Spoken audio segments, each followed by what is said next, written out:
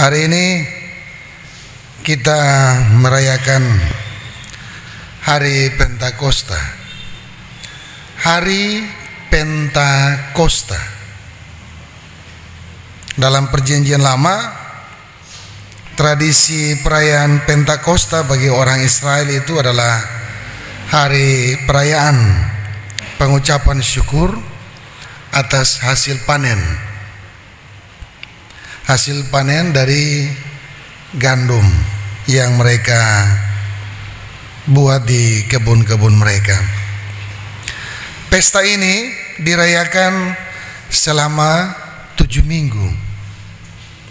Jadi kalau Perjanjian Lama katakan bahwa Pentakosta itu dirayakan sebagai hari hasil panen, mereka melakukan pesta itu selama 7 minggu.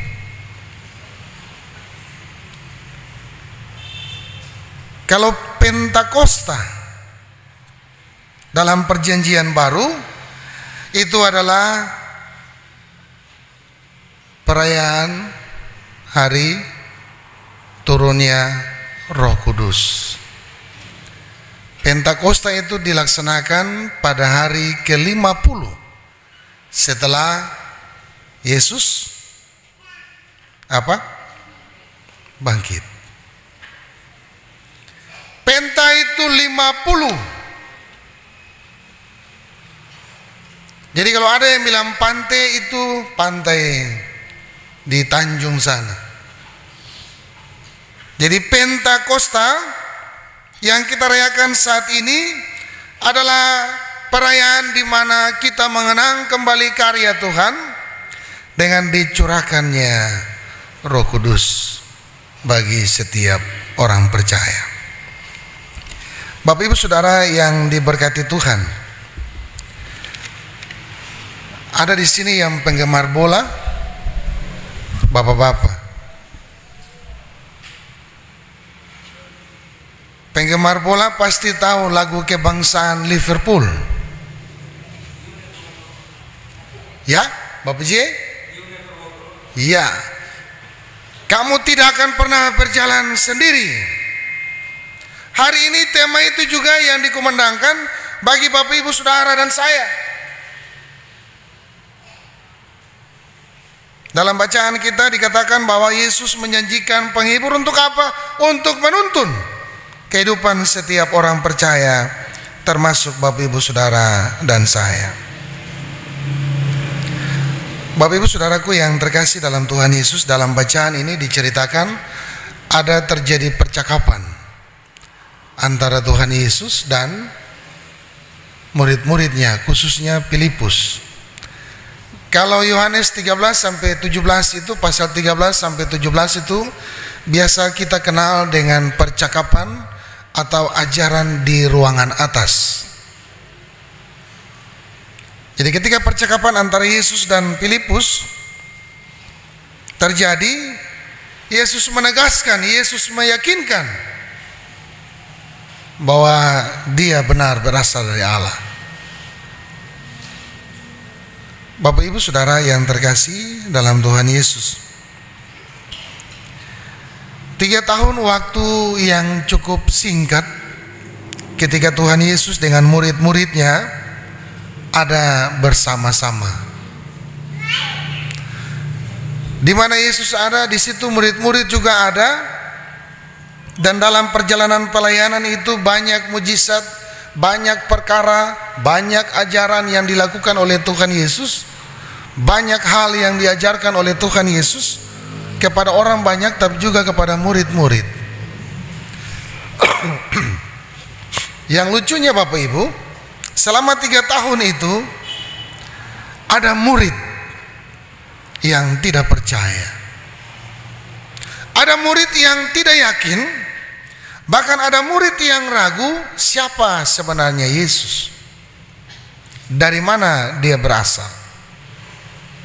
Bapak dan Ibu Saudaraku yang terkasih dalam Tuhan kita Yesus Kristus, kalau kita bawa dalam kehidupan kita setiap hari bacaan ini, maka sebenarnya saudara dan saya juga belum mengenal siapa itu Yesus. Contoh, kalau orang pacaran selama 3 tahun, kira-kira layang kena layang ke belum?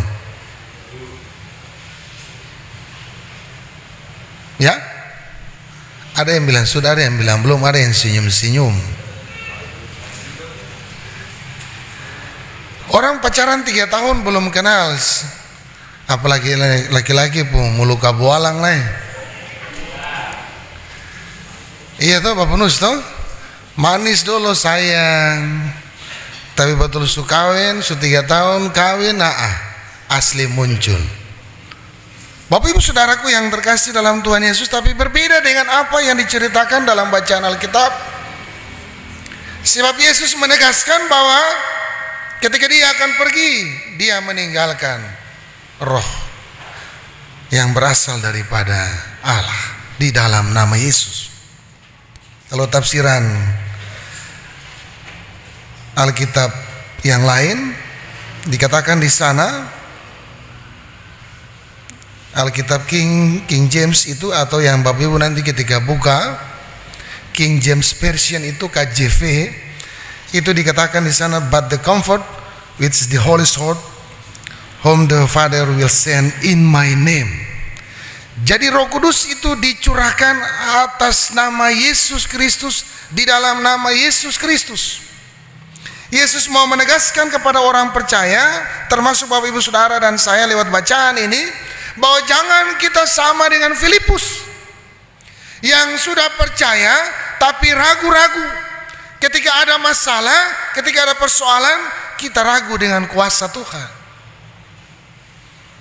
Iya toh Bapak Ibu, yang terjadi kita mencari Yesus pada saat terakhir. Kalau air sampai batang leher baru ketemu bateria tuang Allah pun nama. Tapi kalau masih kuat kita berbuat, kita pun suka. Nanti Yesus setengah mati dulu baru berteriak Tuhan. Itu yang saya katakan, Yesus itu ada di tempat yang terakhir. Bapak Ibu Saudara yang diberkati Tuhan, Thomas pun menanggapi pernyataan Yesus dengan sebuah pertanyaan. Tuhan, kami tidak tahu kemana Engkau pergi. Jadi bagaimana kami tahu jalan ke situ? Jawab Yesus, akulah jalan kebenaran dan hidup. Tidak ada seorang pun yang datang kepada Bapa kalau tidak melalui aku. Sekiranya kamu mengenal aku, pasti kamu juga mengenal Bapakku. Bapak Ibu Saudaraku yang terkasih dalam Tuhan kita Yesus Kristus, Yesus balik bertanya kepada mereka, tidak percayakah engkau bahwa aku di dalam Bapa dan Bapa di dalam aku? Kembali Yesus mempertanyakan, lalu Yesus menegaskan, percayalah kepadaku bahwa aku di dalam Bapa dan Bapa di dalam aku. Artinya tidak perlu lihat Bapa. Ketika engkau mengenal Yesus, maka itulah Bapa. Ketika engkau percaya kepada Yesus, itulah engkau percaya kepada Bapa. Itu maksud dari Yesus menegaskan kepada murid-muridnya pada saat itu. Nah, bagaimana dengan kehidupan Bapak Ibu Saudara dan saya? Kita juga mengalami hal yang sama Bapak Ibu. Tadi dikatakan kalau ada persoalan, kita paling susah untuk berteriak minta tolong pada Tuhan.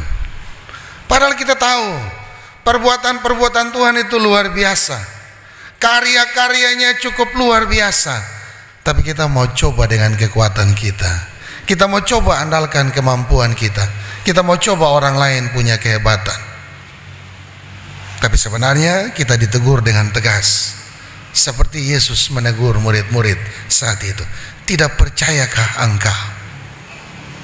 Bapak Ibu Saudaraku yang terkasih dalam Tuhan Yesus, ketika Yesus berkata kepada murid-murid pada saat itu, akulah jalan kebenaran dan hidup.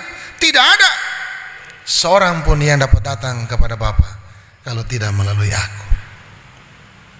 Apa artinya Bapak Ibu? Bagi saudara dan saya orang Kristen, apa artinya? Artinya sebagai orang Kristen, saudara dan saya harus bangga. Harus bangga. Kenapa bangga? sebab punya Tuhan yang hanya lewat Dia saudara dan saya bisa berjumpa dengan Tuhan Allah. Tidak ada jalan yang lain. Kalau pepatah-pepatah bilang banyak jalan menuju Roma, tapi kalau jalan ke surga cuma satu. Siapa yang bilang? Alkitab yang bilang. Siapa yang bilang? Yesus yang bilang. Akulah jalan, kebenaran, dan hidup. Tidak ada seorang pun yang dapat datang kepada Bapa kalau tidak melalui aku. Jadi hanya satu pintu, hanya satu jalan, yaitu Yesus Kristus, tidak ada yang lain. Bapak dan Ibu saudaraku yang terkasih di dalam Tuhan kita Yesus Kristus, pada bagian lain dalam bacaan kita tadi, Yohanes 14 ayat 25 sampai 27, semuanya itu kukatakan kepadamu selagi aku ada bersama-sama dengan kamu. Tetapi penghibur, yaitu Roh Kudus, yang akan diutus oleh Bapa dalam namaku, Dialah yang akan mengajarkan segala sesuatu kepadamu dan akan mengingatkan kamu akan semua yang telah kukatakan kepadamu. Damai sejahtera kutinggalkan bagimu, damai sejahtera kuberikan kepadamu, dan apa yang kuberikan tidak seperti yang diberikan oleh dunia kepadamu. Janganlah gelisah dan gentar hatimu. Bapak Ibu Saudara yang terkasih dalam Tuhan kita Yesus Kristus, Yesus menyampaikan kepada murid-murid saat itu, tetapi penghibur yang diutus Bapa di dalam namaku, Dialah yang akan mengajarkan segala sesuatu kepadamu dan akan mengingatkan akan semua yang telah dikatakan oleh Tuhan Yesus kepada saudara dan saya. Artinya apa Bapak Ibu? Artinya kalau orang Kristen yang sudah menerima Yesus, yang pada hari ini secara bersama kita merayakan perayaan Pentakosta, maka sesungguhnya saudara dan saya adalah orang yang telah diberkati, diurapi dengan kuasa Roh Kudus, sehingga hidup yang kita jalani adalah hidup yang telah dikuduskan, yang telah dipulihkan, hidup yang tidak lagi sama dengan hari kemarin, tapi hidup yang berbeda, yang tidak sama dengan dunia ini. Jadi itu yang harus dimiliki oleh orang Kristen. Tapi kalau orang Kristen masih sama dengan dunia ini, maka sebenarnya kita tidak dipenuhi dengan Roh Kudus. Ya Bapak Ibu ya, kalau orang Kristen yang dipenuhi dengan Roh Kudus, maka dia tahu mana kehendak Bapa, mana yang bukan kehendak. Damai sejahtera ditinggalkan oleh Allah di dalam Yesus bagi kehidupan Bapak Ibu Saudara dan saya. Jadi damai sejahtera itu juga yang harus saudara dan saya lakukan dalam kehidupan setiap hari kita. Berulang kali di atas mimbar pemberitaan saya katakan bahwa kehadiran orang Kristen itu harus membawa shalom bagi orang lain. Kehadiran kita sebagai orang Kristen harus memberikan sukacita bagi orang lain. Hidup kita harus dipenuhi dengan 9 buah roh. 9 buah roh apa yang tadi dikatakan di litani Pentakosta? Orang Kristen itu tidak marah-marah. Orang Kristen itu tidak sombong. Orang Kristen itu tidak mementingkan diri sendiri. Orang Kristen itu sabar. Orang Kristen itu setia. Nah, kalau itu tidak nampak dalam perbuatan-perbuatan kita, maka pertanyaan saya begini: di manakah Roh Kudus yang telah dicurahkan itu? Kalau Eka Dharma Putra bilang dalam salah satu bukunya, Roh Kudus sudah dimakan kucing. Yang sisa cuma Roh Kudus. Bapak Ibu bisa tahu kalau lihat orang yang dipenuhi dengan Roh Kudus itu bagaimana? Ya? Orang yang dipenuhi dengan Roh Kudus itu batul khotbah karena sedikit mulai gelisah kiri kanan, begatal tuh garuk kiri kanan. Roh Kudus itu kurang disiplin. Ada penyakit apa yang namanya di sana? Kurang disiplin, kurap itu kurang rapi. Panu itu apa? Segala macam istilah. Nah, orang Kristen tidak boleh seperti itu. Orang Kristen adalah orang yang dipenuhi dengan Roh Kudus. Artinya perkataan-perkataannya harus sejajar, harus seimbang dengan setiap perbuatannya. Iya toh? Jangan di mimbar sini ketemu bicara lain, praktek di lapangan lain. Istilahnya latihan lain, main lain. Jadi kalau apa yang kita katakan harus juga kita lakukan dalam kehidupan setiap hari kita. Nah, tapi yang paling banyak yang dilakukan oleh orang Kristen tak boleh balik, Bapak Ibu. Kita baca Taurat Tuhan, lalu kita ajar. Iya toh?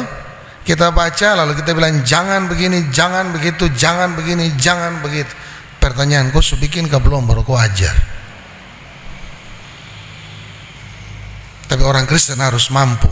Ketika memperkatakan itu dia sudah melakukan, sebab iman tanpa perbuatan itu mati.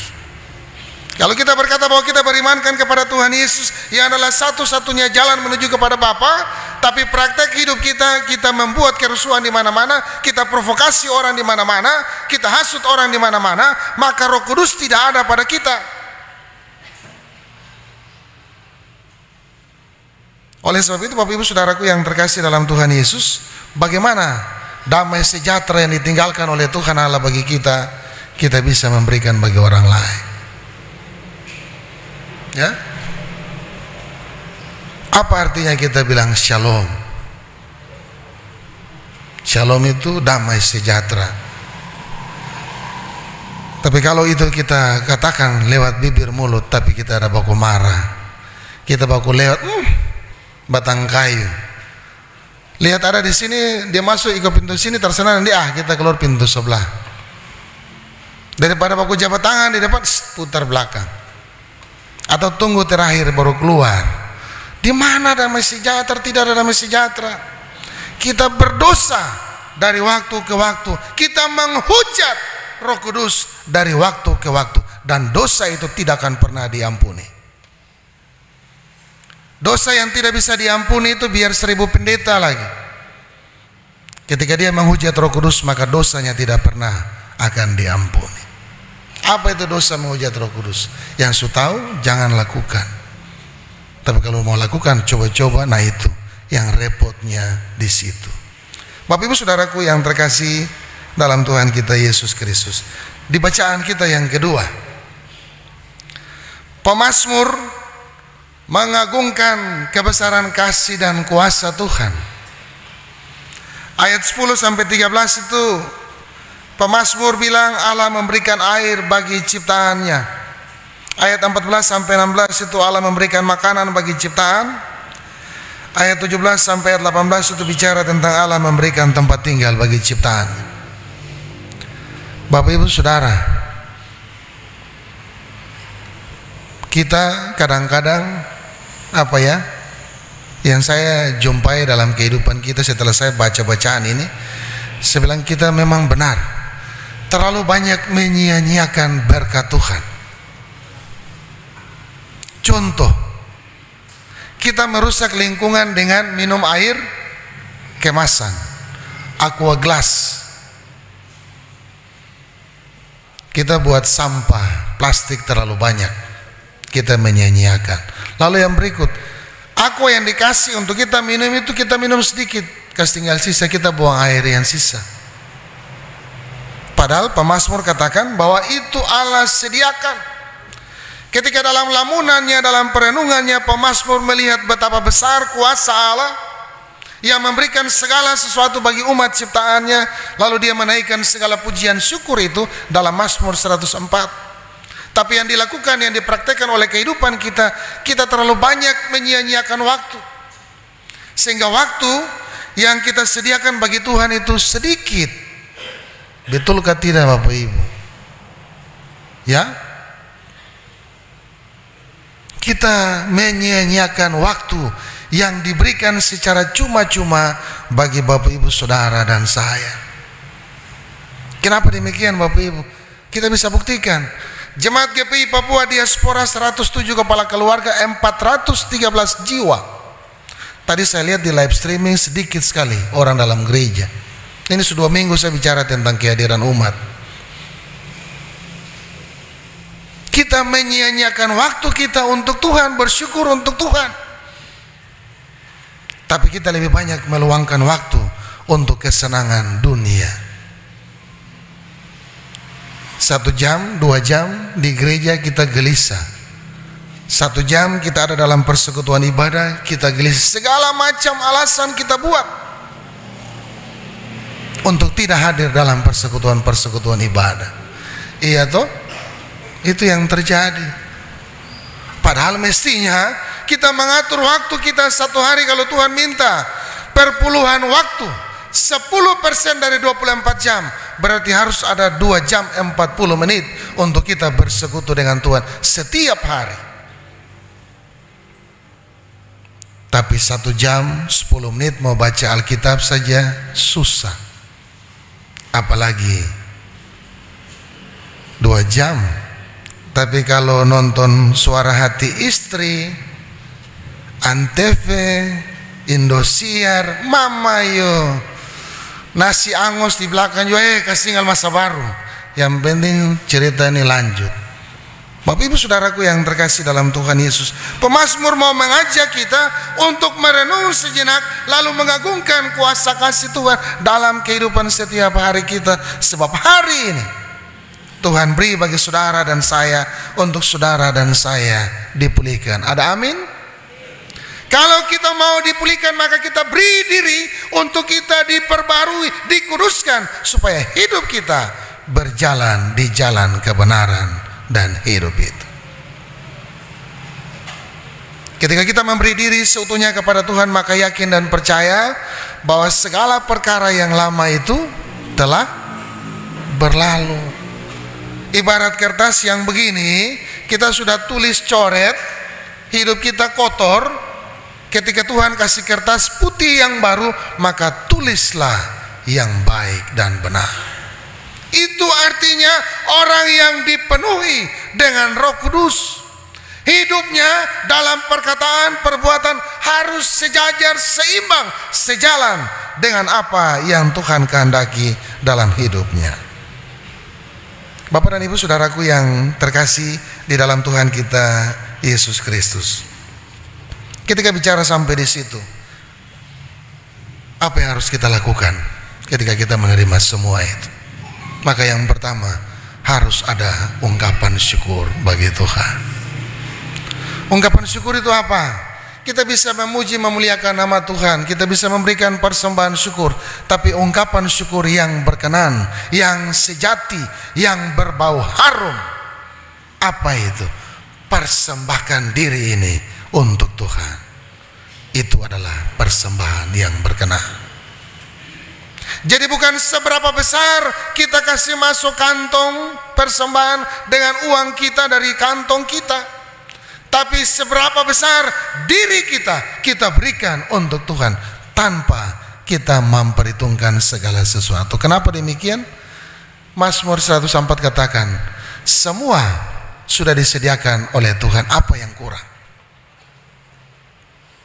Ya, Tuhan kasih air, Tuhan kasih makan, Tuhan kasih tempat tinggal, apa yang kurang?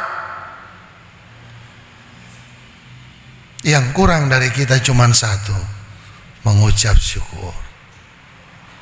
Maka ketika Roh Kudus turun atas kita, yang harus kita lakukan adalah tindakan-tindakan nyata menjadi pembawa damai sejahtera bagi orang-orang di sekitar kita. Kehadiran kita, ingat Bapak Ibu Saudaraku, kehadiran kita adalah cerminan Yesus Kristus dalam kehidupan setiap hari. Jadi ketika kita hadir di tengah-tengah persekutuan, kalau orang buang muka, itu tanda apa? Ya, kalau dalam persekutuan ibadah terus keton datang begini orang, itu berarti keton terbawa damai sejahtera. Maka perbaiki diri, jangan tunjuk orang, perbaiki diri. Tapi kalau kehadiran kita membawa damai sejahtera, shalom shaloma, ada sukacita, jangan dengan keterpaksaan atau dalam kemunafikan. Iya tuh Bapak Ibu, kita orang Kristen, orang yang sudah ditebus, ingat kita harus bangga punya Tuhan yang hanya melalui Dia kita akan bertemu dengan Bapa di sorga. Tapi kalau kita sudah kenal, lalu kita lalai, kita lupa, saya biasa katakan orang Kristen ketika dibaptis itu diselamatkan. Tapi yang membuat dia tidak selamat adalah perbuatan-perbuatannya yang bertentangan dengan kehendak Tuhan, maka tidak akan selamat. Oleh sebab itu Bapak Ibu saudaraku yang terkasih dalam Tuhan Yesus, dalam perayaan Pentakosta, Lembaga GPI Papua besok dalam syukur Pentakosta itu sebagai perayaan hasil panen itu dilaksanakan. Setelah ibadah ada jamuan kasih bersama. Apa artinya Bapak Ibu? Artinya cuma satu, bagaimana kita memupuk kembali kebersamaan yang ada dalam persekutuan kita. Kita berbeda-beda satu dengan yang lain, tapi perbedaan-perbedaan itu adalah perbedaan-perbedaan yang saling melengkapi. Ya, kalau bicara sampai sini Bapak Ibu, saya ingat tahun 2013 ketika saya hadir pertama kali dalam sidang sinode sebagai ketua. Itu tokoh-tokoh GPI Papua, orang tua terdahulu katakan begini: Gereja Protestan Indonesia di Papua, semua orang Protestan yang ada di Indonesia yang berdiam di atas tanah Papua boleh bersama-sama. Jadi GPI Papua tangannya terbuka untuk setiap orang, tidak pandang dari Papua, tidak pandang dari Maluku, tidak pandang dari Jawa, tidak pandang dari Batak, tidak pandang dari Sumatera, semua. GPI Papua menjadi rumah damai bagi semua orang. Lalu orang tua yang merupakan pendiri gereja katakan begini: GPI Papua itu ibarat taman. Ada bunga melati, bunga mawar, bunga kamboja, segala macam taman yang besar penuh warna-warni, harus dijaga, jangan dirusak. Kembang sepatu semua tidak. Tapi di situ ada kembang sepatu, ada tulip, ada mawar, ada melatis, segala macam bunga ada di situ. Nah, bagaimana dengan kehidupan Bapak Ibu Saudara dan saya yang sekarang sudah menikmati semua berkat yang Tuhan beri? Jangan jadikan perbedaan-perbedaan itu untuk menghancurkan persekutuan yang telah Tuhan bina, Tuhan bantu untuk kita ada di atas tanah ini. Bapak Ibu Saudara yang terkasih dalam Tuhan Yesus, Allah yang berdaulat itu, yang digambarkan oleh pemazmur itu, adalah Allah yang mampu memenuhi semua kebutuhan kehidupan kita. Maka Bapak Ibu masih ingat apa yang dikatakan Matius? Cari dahulu kerajaan Allah dan segala kebenarannya, maka semua yang ketong khawatir, yang ketong takut akan ditambahkan, akan dicukupkan. Tapi yang pertama, cari Tuhan. Maka kalau orang Kristen saudara dan saya yang telah dipenuhi dengan Roh Kudus, hidup kita bukan kita lagi, melainkan Kristus yang tinggal di dalam kita. Amin. Tuhan Yesus memberkati kita dengan firman-Nya.